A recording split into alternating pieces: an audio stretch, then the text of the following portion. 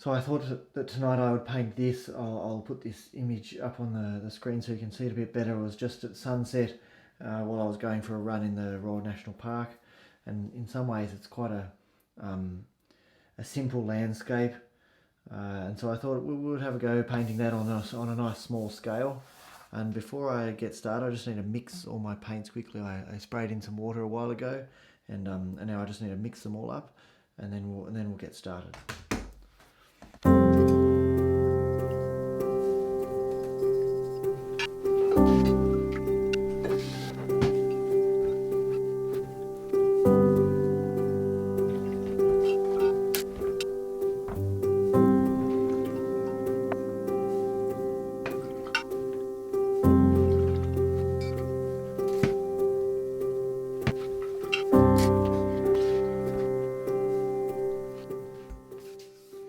So what I would normally do is put in some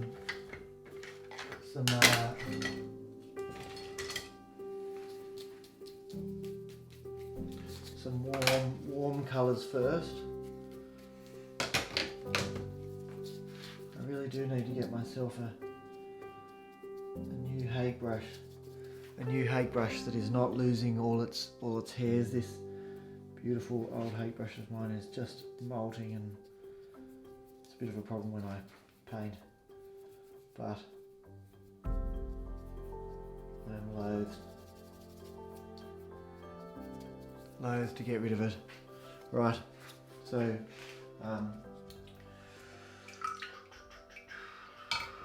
we'll just wet the page. There we go. Yep. On battery. So we'll just wet that page, and I can look at an angle and see how wet it is. And then I'm going to just bring in a little bit of warmth into this. So, but I really want to be quite subtle, so I will often use my desktop as a bit of a palette, which is handy. And then I can just look across at that. So I'm using a little bit of cadmium yellow, a bit of cadmium yellow light, and a bit of alizarin crimson, and I'm just going to take it across here, and it just probably comes up here a little bit, and can come into here. Yep. Do you know, Turner was pretty amazing at whenever I looked at his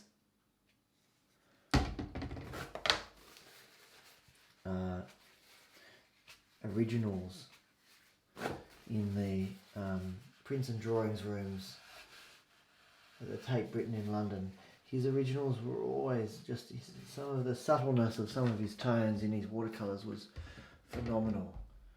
And so probably what I'll do now is I'll probably dry it actually with a hairdryer, and then we'll move on to the next layer. So let's just dry that.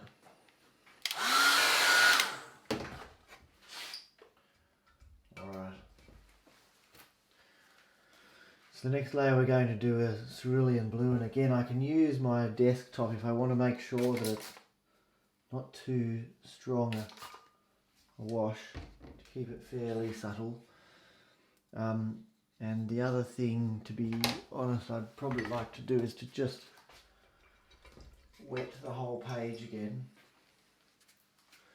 So I can just do that with this brush. There we go. Wet the page, and then I'm going to come in with the cerulean blue.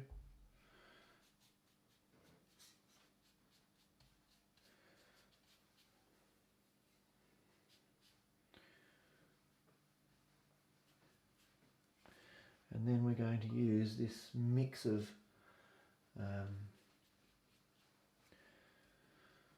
cobalt blue and light red.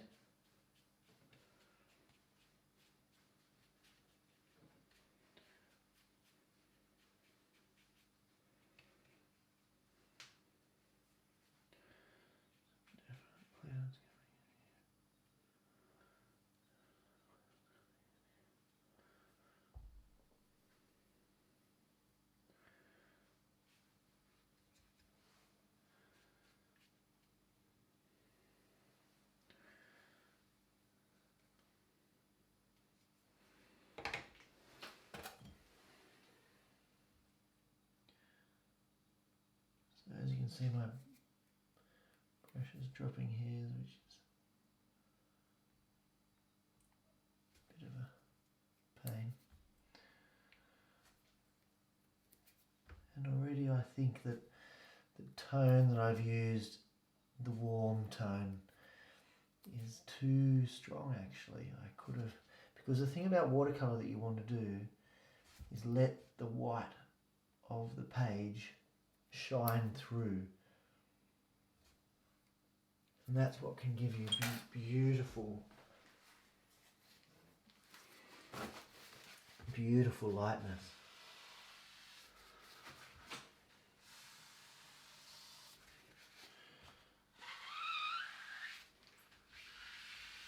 So I think it's a bit strong, but anyway, let's just leave it like that and dry this layer.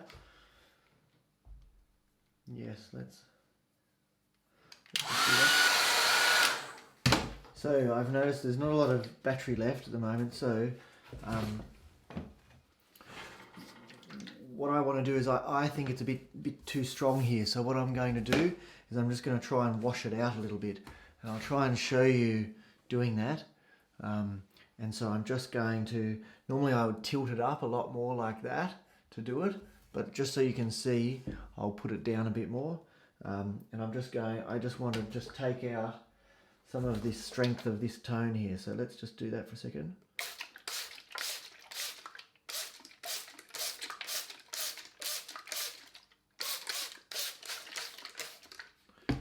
All right, and then we'll mop it up.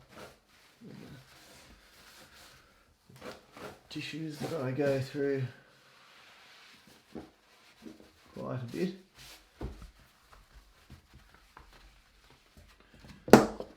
Mop that all up and then lay it down and then dry it. It hasn't quite achieved everything that I wanted to there.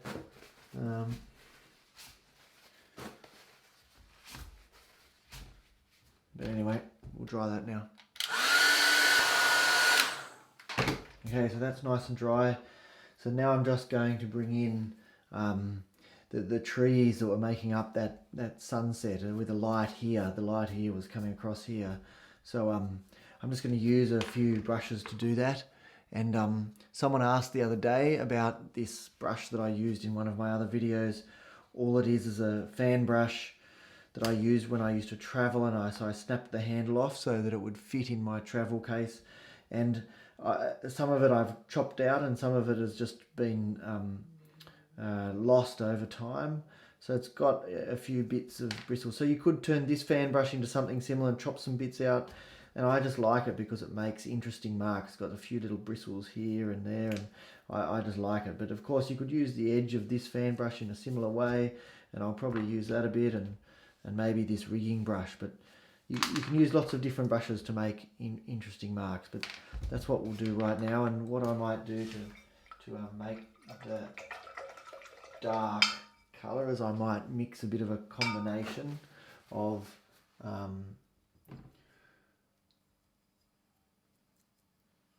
might do a combination of cobalt blue and burnt umber. That's a nice dark greeny grey. Just, I don't know if you can see. Yeah, you can. That's good. It's quite a nice dark. So we'll just use a bit of that. So I might just refer to this a bit while I'm doing this. It just helps with making marks on the page. So then I can kind of start to see what's going on there. The other thing I might just grab out. Yeah, I haven't mixed it up, but this is a dark that I also really like, and it is a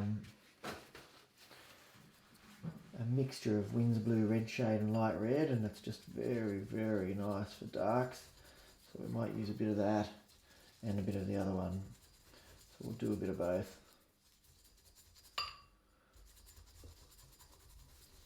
There we go,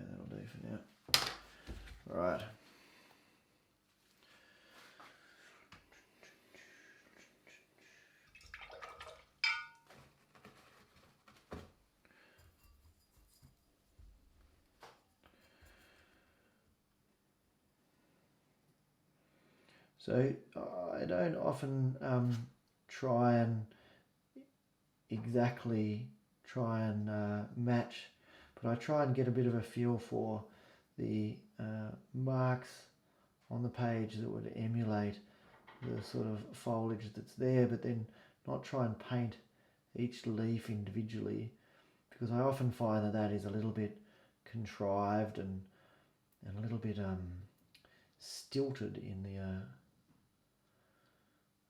so nice. Where's that? So I can see some really nice fine branches coming up and coming up, coming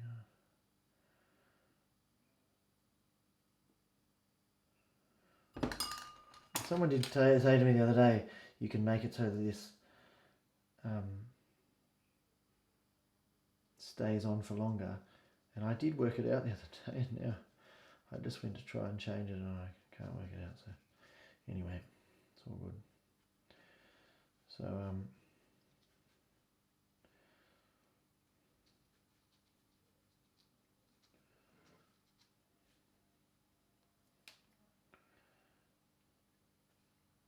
So some people will really enjoy spending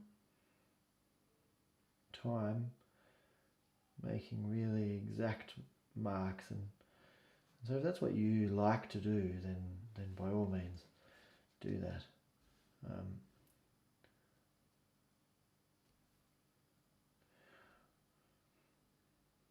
I just find in the past when I've tried to do things too exact that I've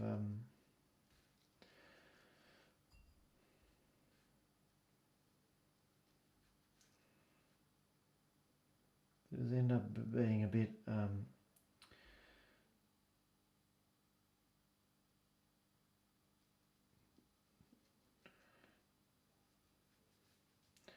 just a bit stiff, and I prefer, the artwork that I prefer is artwork that has some freedom in the brush marks that led to that. It'll be interesting.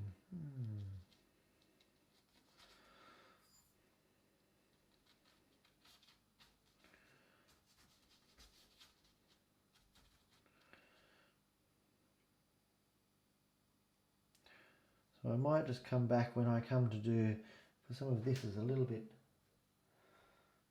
lighter over here.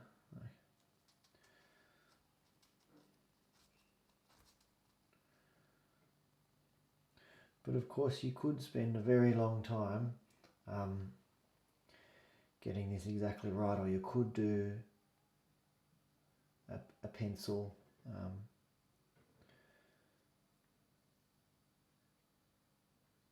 You could do a pencil sketch and then be filling it in and all of that sort of thing.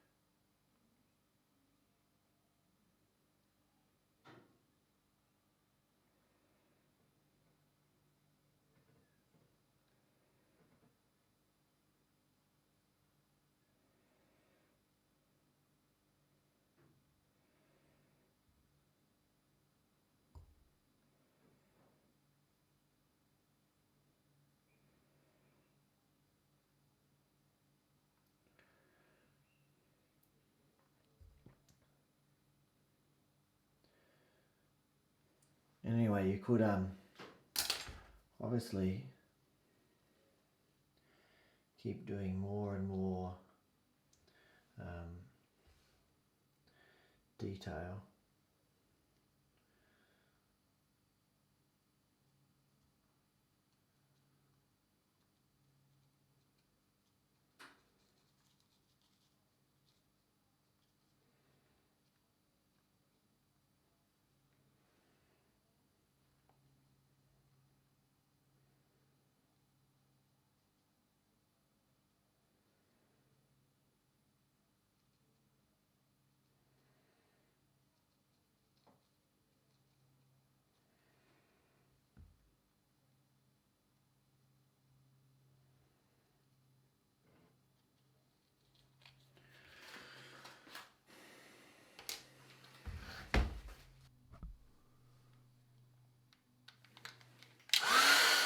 So there's a few ways that I could go about producing this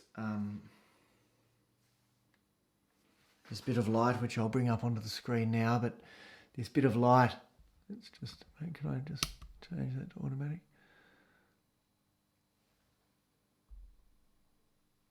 This bit of light that's coming out of the from behind the trees there and coming across, I'll just see how I go doing that. Okay, so I'll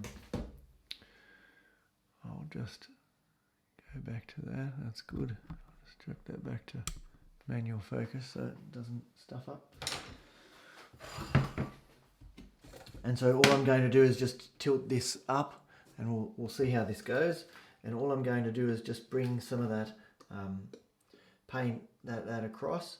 I probably could actually dry this a bit more before I do it, but the battery's about to run out, so I'll just show you. So we'll just go across like this.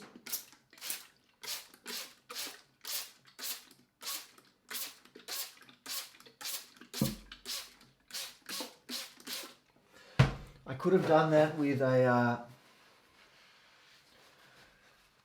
brush to lift out lights, and actually maybe that might have been, in retrospect, a better idea.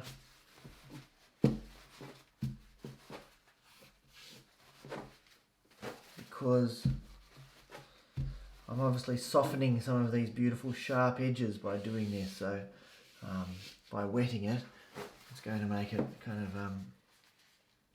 disappear. I'm going to lose some of that light maybe. Anyway, always learning in watercolour, and the idea is not to be too attached to the end result. So